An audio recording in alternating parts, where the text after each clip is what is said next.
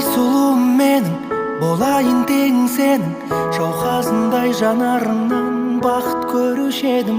Сенің мекен жайыңа асығып келуші едім жаным. Болашақ келіншегім, сөзіңе жұбанамын, бақыттан жылағаным. Еркесі бір әке, үмітісің бір ананың, барыма қуанамын, жаным ашын адалыма.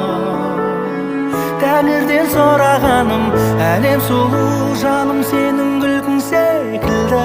Бірге жүрсек бір ғасырда бір күн секілді.